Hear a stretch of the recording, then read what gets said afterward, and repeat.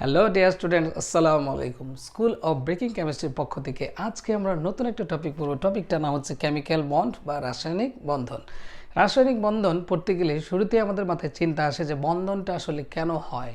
বন্ধনটা এই জন্য হয়, উদ্দেশ্য একটা স্ট্যাবিলিটি অর্জন, স্থিতিশীলতা হওয়ার জন্য। স্ট্যাবিলিটি অর্জন প্রত্যেকটা মৌলই, পরমাণু বলো, মৌল বলো, যৌগ বলো, সবাই কিন্তু চায় হলো স্ট্যাবিলিটি অর্জন করতে, মানে স্থিতিশীল হইতে। মাত্র হিলিয়াম ছাড়া বাকি সবার ক্ষেত্রে আমরা জানি বাইরের শক্তি স্তরে ইলেকট্রন কয়টা করে থাকে? 8টা করে থাকে। আর 8টা করে যখন ইলেকট্রন থাকে, তার মানে এদেরকে আমরা কি নামে ডাকি? নিষ্ক্রিয় গ্যাস। একটা ক্রিকেট বল আমি এখানে রাখলাম, আরেকটা ক্রিকেট বল আমি ধরো এখানে রাখলাম। এখন তোমাকে যদি আমি প্রশ্ন করি, বলো তো এই দুইটার মধ্যে কোনটা স্থিতিশীল? মনে রাখবা এটা কিন্তু স্থিতিশীলতা বেশি, কারণ এটার পটেনশিয়াল এনার্জি কম আর এটার পটেনশিয়াল এনার্জি কি বেশি। এটাকে তুমি যদি এই জায়গায় রাখতে চাও, তোমাকে কিন্তু এনার্জি বেশি দিতে হবে। বাট এটার মধ্যে আমার কিন্তু ইজিলি কিন্তু সে থাকতেছে 18টা। কিন্তু যৌগ দেখো হাজার হাজার কোটি কোটি যৌগ হয়েছে। এই যৌগগুলো প্রত্যেকটাই হয়েছে কি জন্য? স্থিতিশীলতা অর্জন করার জন্য। তাহলে মনে রাখবা যে আমাদের রাসায়নিক বন্ধন এর মেন কাজই হলো স্থিতিশীলতা অর্জন করবে। আর স্থিতিশীলতা অর্জন করার জন্য সবচেয়ে আগে তারা বেছে নেবে কাকে? আমাদের নিষ্ক্রিয় গ্যাসগুলোকে। বন্ধন কেন হয় এটা আমরা আলোচনা করলাম। এখন আমরা আলোচনা করব, দেখো বন্ধন কত প্রকার। মনে রাখবা বন্ধনকে দুই ভাগে ভাগ করা যায়। একটাকে আমরা বলি অন্ত অণু, আরেকটাকে আমরা বলি আন্ত অণু। অন্ত অণু। এখন তোমার মতে প্রথমে একটা প্রশ্ন আসবে, ভাইয়া অন্ত অণু মানে কি, আন্ত অণু মানে কি, এদের আমাদের ডিফারেন্সটা কি? মনে রাখবা যদি এরকম হয়, যেমন ব্রোমিন একটা অণু, এই ব্রোমিন অণুর মধ্যে দেখো তো কয়টা ব্রোমিন আছে? 2টা ব্রোমিন। এই 2টা ব্রোমিনের মধ্যে যে বন্ধন যদি হয়, নিজেদের মধ্যে যদি বন্ধন হয়, তখন যে বন্ধনটা হবে এটাকে বলবো অন্ত। আর যদি ব্রোমিনের একটা অণুর সাথে আরেকটা ব্রোমিনের অণুর মধ্যে যদি কোনো বন্ধন তৈরি হয়, তখন সেটাকে আমরা বলবো আন্ত। তাহলে বোঝা গেছে? তাহলে আমরা বললাম অন্ত মানে হলো যে ব্রোমিন বা ক্লোরিন বা হাইড্রোজেন বা অক্সিজেন, ওদের ক্ষেত্রে দেখা গিয়েছে, দেখো যদি নিজের মধ্যে নিজের বন্ধন হয় তখন বলি অন্ত। আর যদি নিজের একটার সাথে আমার নিজেরই আরেকটার যদি বন্ধন হয়, তখন এটাকে আমরা বলি আন্ত। অন্তকে ইংলিশে বলা হয় কি বলতো? ইন্ট্রামলিকিউল। আর আন্তকে বলা হয় ইন্টারমলিকিউল।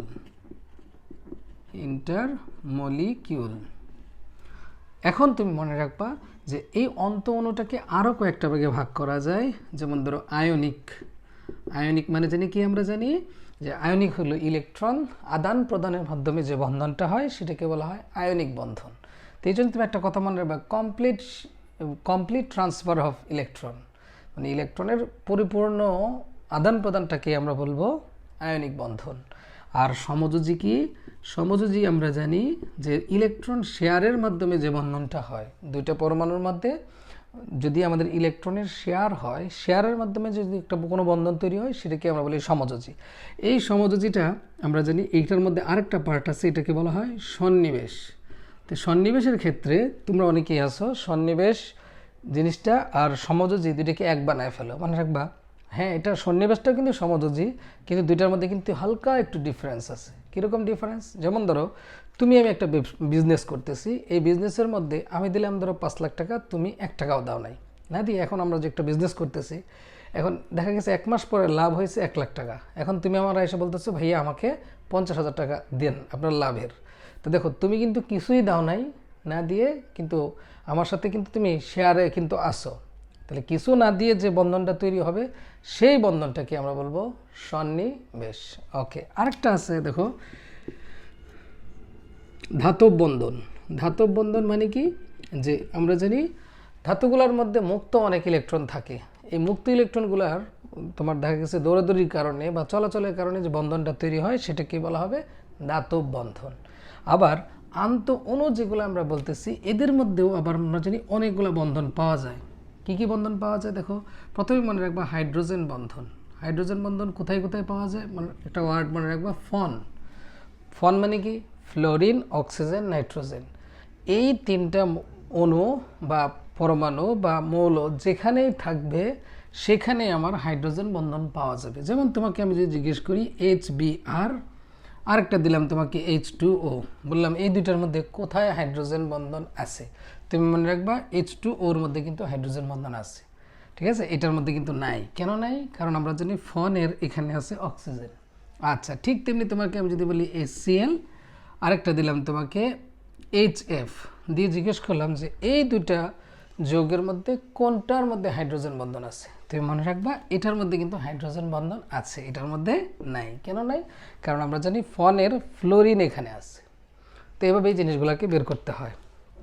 তাহলে হাইড্রোজেন বন্ধনটা আসলে কি দাঁড়াইছে মনে রাখবা এই তিনটার তড়িৎ ঋণাত্মকতা কিন্তু অনেক বেশি, খুবই বেশি। তাহলে আমরা বলতে পারি তীব্র তড়িৎ ঋণাত্মকতা বিশিষ্ট একটা মৌল যখন কম তড়িৎ ঋণাত্মকতা বিশিষ্ট মৌলের সাথে যুক্ত হয়, তখন তাদের মধ্যে তড়িৎ ঋণাত্মকতার পার্থক্যের কারণে যে বন্ধনটা তৈরি হয় সেটাকে বলা হয় হাইড্রোজেন বন্ধন। এর ক্ষেত্রে তুমি মনে রাখবা এটা খুবই দুর্বল বল, এবং একটা উদাহরণ তুমি মনে রাখবা আয়োডিন, ঠিক আছে, আয়োডিনের মধ্যে ভ্যান ডার ওয়ালস বলটা বেশি থাকে।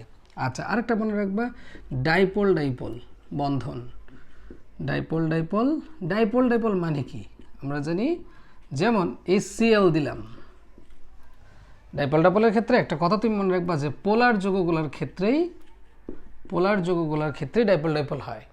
আচ্ছা, এই যে HCl যে আমি বললাম, দেখো এখানে হাইড্রোজেনের মধ্যে তড়িৎ পার্থক্য কম, তো এই জন্য ও হয়ে যাবে প্লাস, আর ওর মধ্যে বেশি তো হয়ে যাবে মাইনাস।